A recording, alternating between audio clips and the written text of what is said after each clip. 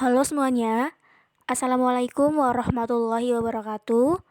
Perkenalkan kami dari kelompok 3 dengan anggota Husna Hibati Latif, Alfia Miftahul Jannah, Asy Setiawati, dan Nina Deliana Devi dari mata kuliah pembelajaran PAI di Sekolah Inklusi dengan dosen pengampu Bapak Fandi Ahmad akan sedikit memaparkan hasil diskusi kelompok kami mengenai model layanan pendidikan inklusif dan implementasinya di Indonesia. Untuk itu, jangan lupa untuk menyimak dengan baik dan enjoy. Sekolah inklusi yang berbeda dengan sekolah reguler dan berbeda pula dengan sekolah luar biasa, menjelma dengan pola tersendiri dengan model pembelajaran yang inklusif bagi semua peserta didik. Sekolah inklusi bukan sekedar euforia perwujudan dari hak asasi manusia saja, tetapi sudah menjadi komoditas kebutuhan dari setiap manusia, terutama yang menyandang predikat anak berkebutuhan khusus. Nah, sekolah reguler dengan orientasi inklusif merupakan cara yang efektif untuk memerangi diskriminasi, menciptakan masyarakat yang terbuka, membangun suatu masyarakat yang inklusif, dan mencapai pendidikan untuk semua. Lebih dari itu, sekolah inklusi memberikan pendidikan yang efektif kepada mayoritas peserta didik. Nah, untuk apa sih? Untuk meningkatkan efisiensi sehingga menekan biaya untuk keseluruhan sistem pendidikan. Nah, untuk mengetahui lebih lanjut tentang sekolah inklusi, pembahasan kali ini yaitu mengenai yang pertama model layanan pendidikan inklusif. Kemudian yang kedua, bagaimana pengembangan kurikulum di sekolah inklusif. Yang ketiga, implementasi pembelajaran inklusif di Indonesia. Dan yang keempat adalah implikasi sekolah inklusif. Adapun model pendidikan inklusif yang dapat dilakukan di Indonesia sedikitnya ada 6. Model yang pertama yaitu model kelas reguler. Model ini merupakan model pembelajaran yang menggabungkan peserta didik berkebutuhan khusus dengan peserta didik normal dengan catatan peserta didik berkebutuhan khusus tidak mengalami gangguan intelektual yang signifikan. Dalam kelas ini, peserta didik berkebutuhan khusus belajar bersama dengan peserta didik normal lainnya dengan menggunakan kurikulum yang sama. Dan dalam kelas ini tidak terdapat perlakuan atau pelayanan khusus. Semua peserta didik diperlakukan sama. Model yang kedua yaitu model kelas reguler dengan klaster. Model ini merupakan model pembelajaran yang dimana peserta didik berkebutuhan khusus dikelompokkan tersendiri, akan tetapi tetap belajar secara bersama-sama dengan peserta didik normal di dalam satu kelas.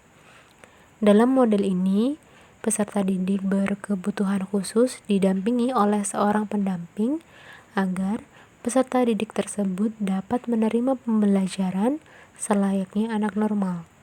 Peran pendamping dalam model ini memberikan layanan khusus ketika peserta didik berkebutuhan khusus mengalami kesulitan dan hambatan dalam belajarnya. Model yang ketiga yaitu model kelas reguler dengan pull-out.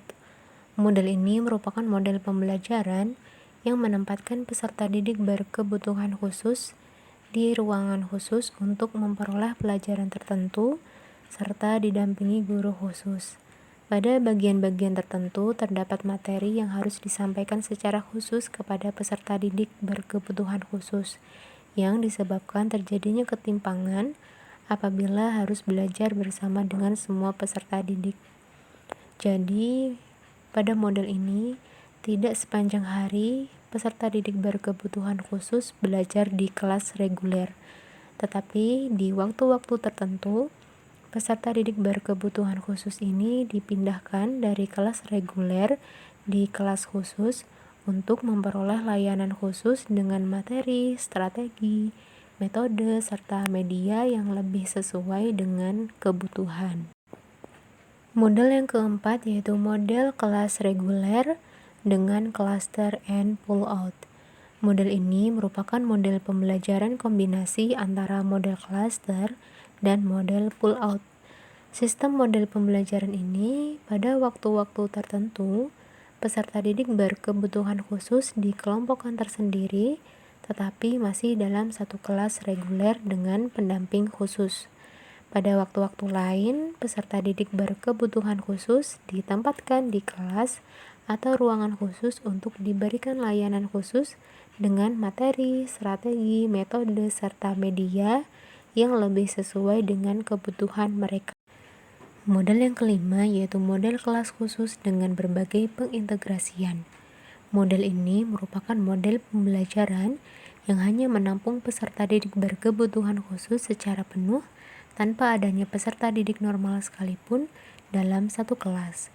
Namun, pada waktu-waktu tertentu atau pada bidang-bidang tertentu, peserta didik berkebutuhan khusus ini diperkenankan untuk bergabung dengan peserta didik normal lainnya. Sebagai contoh, pada mata pelajaran kesenian atau pada mata pelajaran keagamaan. Dengan model kelas khusus ini, peserta didik berkebutuhan khusus dapat berinteraksi dengan peserta didik normal lainnya secara tidak langsung di dalam kelas dan dapat berinteraksi secara langsung ketika di luar kelas. Model yang keenam yaitu model kelas khusus penuh. Model ini merupakan model yang digunakan oleh sekolah reguler yang menyediakan kelas khusus bagi peserta didik berkebutuhan khusus. Pembelajaran pada model ini, peserta didik berkebutuhan khusus belajar bersama dengan peserta didik berkebutuhan khusus lainnya secara penuh dan tidak bercampur dengan peserta didik normal lainnya, meskipun dilaksanakan di sekolah reguler. Dari keenam model tersebut, dapat diketahui bahwa pendidikan inklusif tidak mengharuskan semua anak berkebutuhan khusus berada di kelas reguler setiap saat dengan semua mata pelajarannya. Hal tersebut disebabkan sebagian dari anak berkebutuhan khusus dapat berada di kelas atau ruangan khusus dengan pendamping khusus sesuai dengan jenis kebutuhan mereka. Pembahasan yang selanjutnya yaitu mengenai pengembangan kurikulum pendidikan inklusif.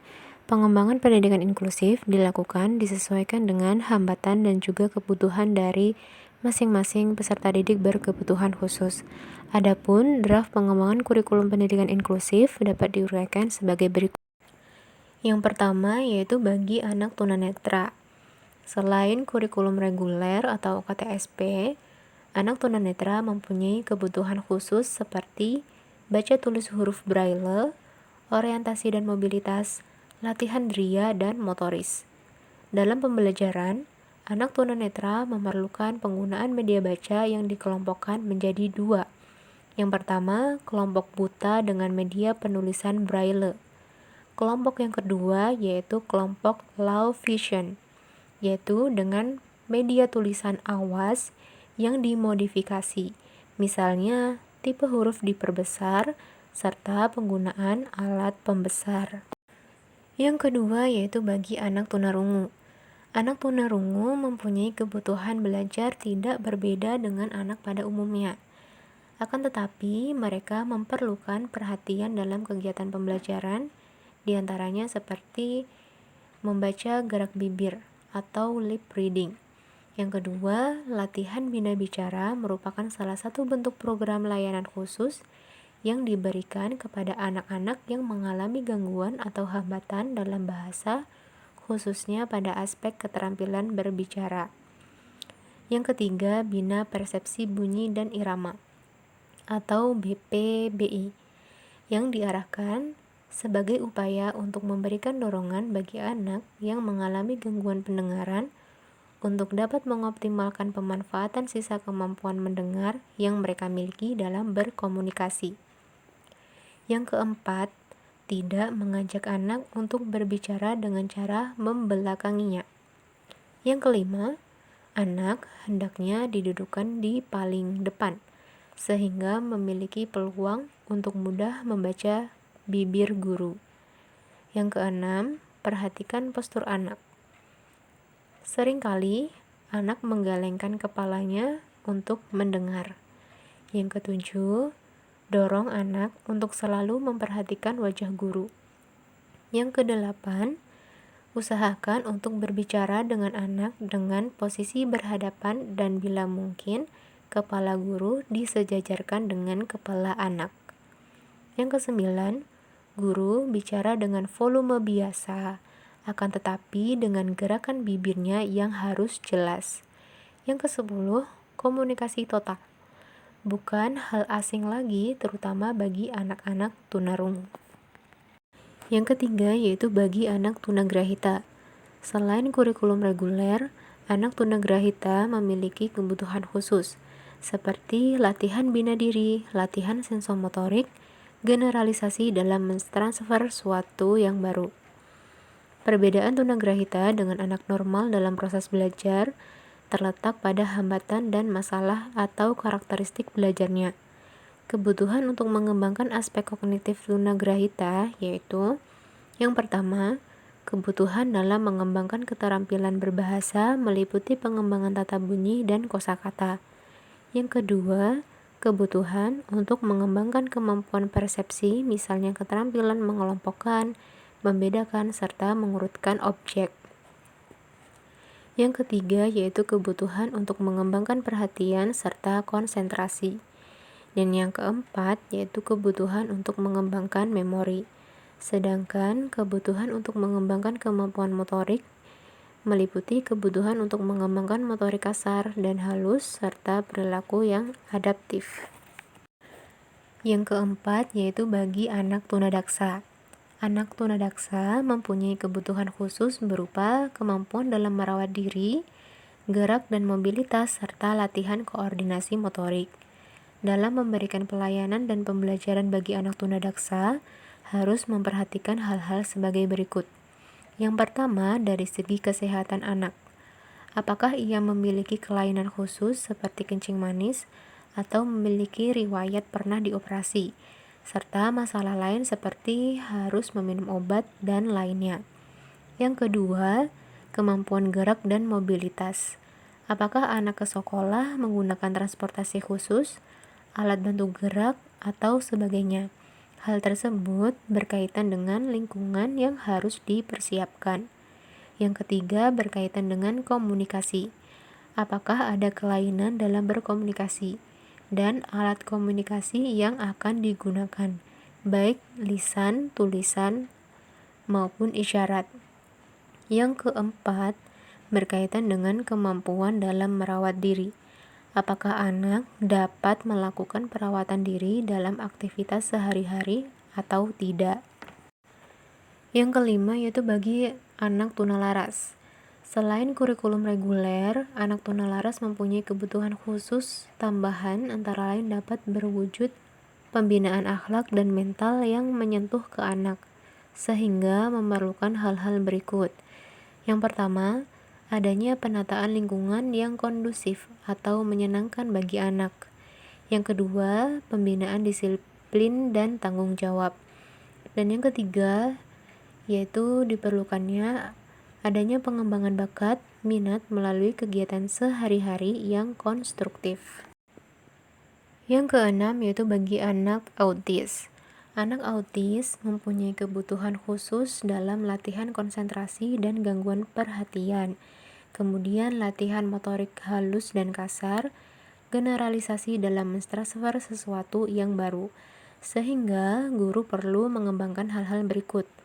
Yang pertama, pengembangan strategi untuk belajar dalam setting kelompok. Yang kedua, perlu menggunakan beberapa teknik dalam menghilangkan perilaku-perilaku negatif yang muncul dan mengganggu kelangsungan proses belajar secara keseluruhan. Yang ketiga, guru perlu mengembangkan ekspresi dirinya secara verbal dengan berbagai bantuan. Yang keempat, guru terampil mengubah lingkungan belajar yang nyaman dan menyenangkan bagi anak, sehingga tingkah laku anak dapat dikendalikan pada hal yang diharapkan. Yang ketujuh yaitu bagi anak dengan gangguan konsentrasi. Anak ini mempunyai kebutuhan khusus seperti latihan konsentrasi dan koordinasi motorik. Yang kedelapan, yaitu bagi anak dengan gangguan konsentrasi dan hiperaktif. Anak ini mempunyai kebutuhan khusus dalam melatih konsentrasi, kemudian koordinasi motorik, serta latihan kepatuhan. Dan yang kesembilan, anak berkesulitan belajar memiliki dimensi kelainan dalam beberapa aspek yang perlu diperhatikan dalam merancang dan melaksanakan pembelajaran. Di antaranya yaitu yang pertama, materi pembelajaran hendaknya disesuaikan dengan hambatan dan masalah yang dihadapi. Yang kedua, memerlukan uraian belajar yang sistematis, yaitu dari pemahaman yang konkret ke yang abstrak. Yang ketiga, menggunakan berbagai media pembelajaran yang sesuai dengan hambatannya. Yang keempat, pembelajaran sesuai dengan urutan dan tingkatan pemahaman anak. Dan yang kelima, yaitu pembelajaran remedial. Dari berbagai hambatan serta kebutuhan yang dialami oleh masing-masing peserta didik berkebutuhan khusus ini, maka sekolah harus menyiapkan modifikasi kurikulum yang disesuaikan dengan macam-macam hambatan dan kebutuhan yang ada pada peserta didik berkebutuhan khusus. Nah, selanjutnya kita masuk ke pembahasan yang ketiga, yaitu mengenai implementasi pembelajaran di sekolah inklusi. Pelaksanaan pembelajaran di sekolah inklusi tidak jauh berbeda dengan pelaksanaan pembelajaran di sekolah reguler pada umumnya. Dimulai dari penerimaan siswa di sekolah inklusi. Bedanya kalau di sekolah inklusi itu lebih menitik beratkan kepada kemampuan anak dalam hal emosi, sosial, dan perilaku. Kemudian, kurikulum yang digunakan sedikit berbeda, yaitu ke-13 yang dimodifikasi dan disesuaikan dengan kebutuhan anak berkebutuhan khusus. Nah, guru dalam menyampaikan materinya sama dengan guru pada umumnya dalam menyampaikan materi di sekolah reguler. Namun, bedanya pembelajaran yang dilakukan adalah menyesuaikan dengan kondisi siswanya, bukan siswa yang menyesuaikan dengan pembelajarannya. Kemudian di dalam proses pembelajaran terdapat guru pendamping yang tugasnya membantu para siswanya yang mengalami kesulitan. Nah, selanjutnya dalam pemberian tugas itu dibedakan menjadi dua, yaitu tugas yang bersifat individual dan ada yang bersifat berkelompok. Kalau yang berkelompok itu diberikan dengan maksud dan tujuan untuk menambah rasa bersosialisasi dengan teman-teman lainnya. Sedangkan tugas individu oleh para guru itu tidak wajib dikerjakan karena disesuaikan dengan kondisi emosionalnya mereka. Selanjutnya kita masuk ke pembahasan yang terakhir, yaitu mengenai implikasi sekolah inklusi. Nah, di dalam implikasi sekolah inklusi ini berkaitan dengan bagaimana kebersamaan peserta didik, kurikulumnya, dan bagaimana partisipasinya dengan masyarakat. Kali ini kita membahas mengenai kebersamaan peserta didik di dalam lingkungan kelas dan juga sekolahan. Nah, kebersamaan mereka di lingkungan sekolah itu diyakini akan membawa suatu pengaruh yang sangat besar, konstruktif, dan juga efektif. Untuk apa sih? Untuk mengintegrasikan dalam suatu kehidupan sekolah dan kemudian berlanjut di dalam luar sekolah. Kehidupan di luar sekolah menuntut mereka berbaur dan berinteraksi dengan masyarakat yang penuh dengan keragaman. Untuk bisa hidup bersama dengan masyarakat, maka mereka harus menyiapkan sejak awal untuk belajar dan bersungguh-sungguh di sekolah. Untuk itu, bagi semua peserta didik yang normal maupun yang ABK harus dapat belajar bersama apapun hambatan dan perbedaan kemampuan yang mereka miliki. Nah, mereka yang tidak terbiasa bergaul dalam keragaman majemuk di sekolah akan menjadi sulit bergaul dengan masyarakat di luar sekolah. Baik teman-teman, itu tadi pembahasan mengenai model pendidikan inklusi, kemudian pengembangan kurikulum sekolah inklusi, implementasi pendidikan inklusi, dan juga implikasi pendidikan inklusi. Semoga apa yang kita sampaikan tadi dapat bermanfaat bagi kita semua. Sekian presentasi dari kami, kurang lebihnya mohon dimaafkan. Terima kasih atas perhatiannya. Kritik, saran, dan pertanyaan yang ingin diutarakan dapat disampaikan di forum diskusi. Sekian, wassalamualaikum warahmatullahi wabarakatuh.